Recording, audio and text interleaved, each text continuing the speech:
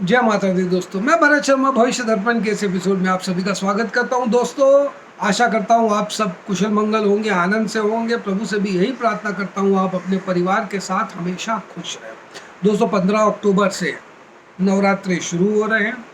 15 से 23 अक्टूबर तक नवरात्रि चलेंगे। इस नवरात्रों में महामाई आपके घर पे, आपके परिवार पर, आप सबको इतना आनंद दे, इतना आशीर्वाद दे कि आप सदैव मस्त और सुखी बने रहें। तो प्रभु इस नवरात्रों के कुछ उपाय आपको बताते हैं।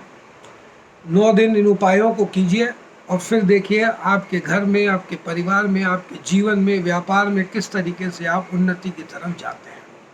15 अक्टूबर नवरात्रि का पहला दिन और 23 अक्टूबर को नौमी है। तो इसमें इन दिनों में आपको क्या करना है जिससे स्वास्थ्य का लाभ हो, व्यापार का लाभ हो। घर में अगर कोई नेगेटिव ऊर्जा है तो उन ऊर्जाओं से आप दूर रहें। कुछ मन वांछित हमारे फल है जो हमारे मन में है मगर वो पूर्ण नहीं हो रहे, उनको पूर्ण करने के लिए, अगर व्यापार से रिलेटेड कोई इश्यूज़ है तो उनको पूर्ण करने के लिए कुछ उपाय जो आपको इस नवरात्रि पे करने से बहुत लाभ होगा। दोस्तों, व्यापार के लिए सबसे पहले आपको बताते हैं, नवरात्रि के प्रथम दिन, पहले नवरात्रि को 2 सुपारियां ले लें। उन दोनों सुपारियों को मोली धागे से आप उसको बांध लें।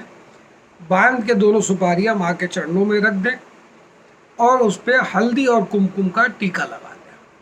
पहले दिन, नवरात्रि के प्रथम दिन, हल्दी और कुमकुम का टीका मोली बंधी हुई सुपारियों पे लगा के माँ के चरणों में रख दें और माँ से यही प्रार्थना करें कि माँ, हमारा व्यापार सदैव चलता रहे। व्यापार में अगर कोई भी दिक्कत है उन दिक्कतों को आप दूर करें। 9वें दिन उन सुपारियों को उठा लीजिएगा, नौमी के दिन, उससे पहले नहीं। नौमी के दिन उन सुपारियों को ले लीजिएगा और अपने व्यापार के स्थान पर जो आपका गल्ला है, कैश है, उसके अंदर डाल दीजिएगा। ये सुपारी फिर अगले साल जो नवरात्रि आएगी उसमें बदली जाएगी। एक उपाय आपको बताते हैं, जिनका विवाह नहीं हो रहा, जिन लड़के लड़कियों का विवाह नहीं हो रहा, वो क्या करें।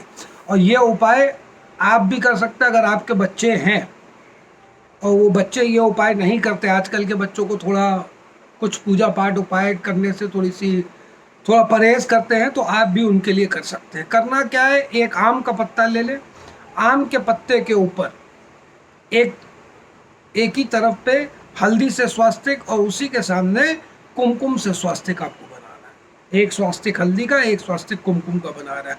हल्दी से बने हुए स्वास्तिक के ऊपर कुमकुम मिश्रित चावल, अक्षत जो है वो लगाने हैं और जो कुमकुम से स्वास्तिक बनाया उसके ऊपर हल्दी मिश्रित चावल उसको रखना है। लेके माँ के सामने रखिए, प्रणाम कीजिए और माँ से ये इच्छा कीजिए कि हमारे घर पे या मैं खुद अगर विवाह योग्य हो चुका हूँ, विवाह नहीं हो रहा है, तो माँ आपकी कृपा से मेरा ये कार्य हो जाए। यह काम आपको कब करना है, नवरात्रि की पंचमी की तिथि के दिन यह काम आपको करना है। पंचमी के तिथि वो माँ को अर्पण कर दीजिए और यही मनोकामना कर लीजिए कि माँ, अगर मेरे विवाह में जो अड़चन आ रही हैं उसको आप दूर करें।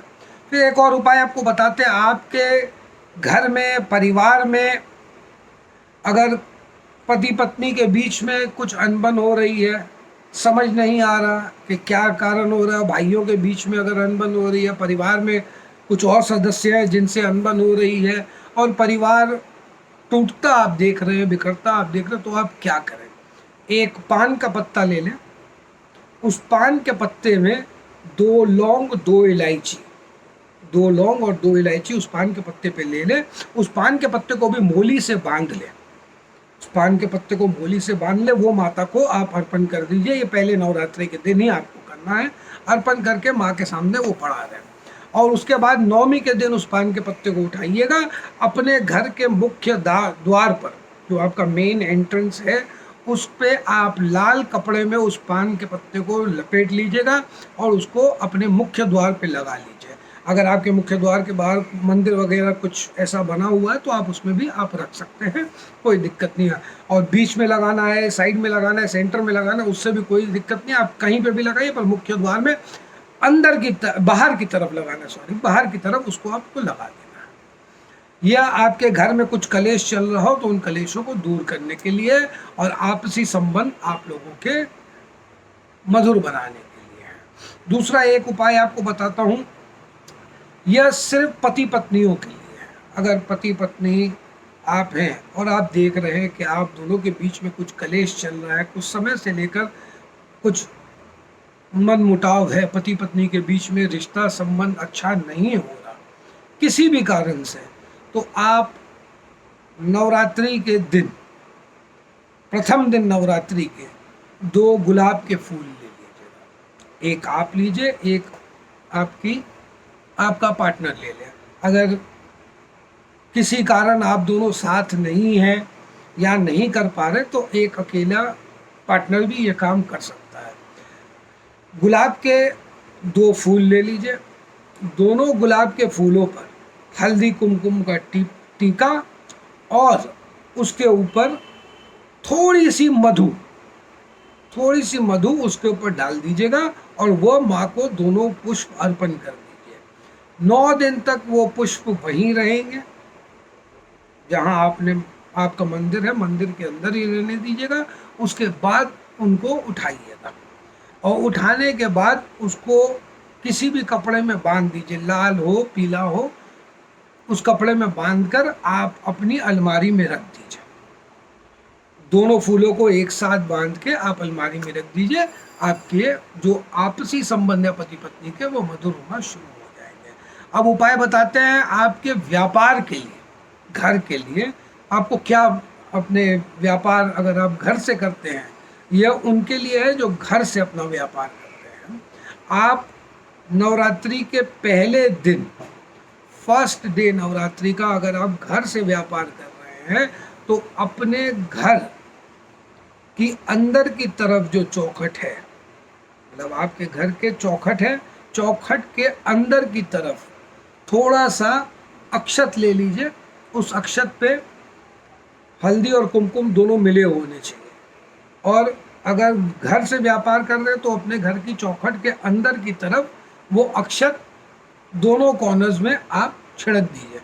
यही काम अगर आपका व्यापार घर पे नहीं है, आपका ऑफिस है, दुकान है, कुछ भी है, वहाँ पे आपको अपने दुकान ऑफिस के चौखट के बाहर यह काम करना है। अगर घर से व्यापार करते तो घर के अंदर अक्षत दोनों कोनों में छिड़क दीजिए।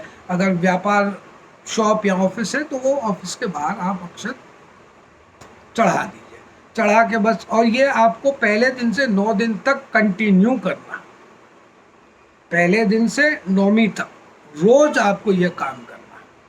हल्दी कुमकुम से चावल जो है वो आपको दोनों तरफ छिड़कने हैं। इससे आपके व्यापार में आई हुई जो भी रुकावटें हैं, वो सारी रुकावटें आपकी जल्द से जल्द ठीक हो जाएंगी। महामाई आ रही हैं, आपको, आपके परिवार को, सभी भाई बंधुओं को नवरात्रि की बहुत बहुत हार्दिक शुभकामनाएं। आशा करता हूँ ये कुछ छोटे से उपाय आप करके अपने जीवन में सुख समृद्धि प्राप्त करेंगे। माँ माई से यही आप सभी के लिए आशीर्वाद मांगता हूँ कि आप हमेशा स्वस्थ रहें, खुश रहें। जय माता।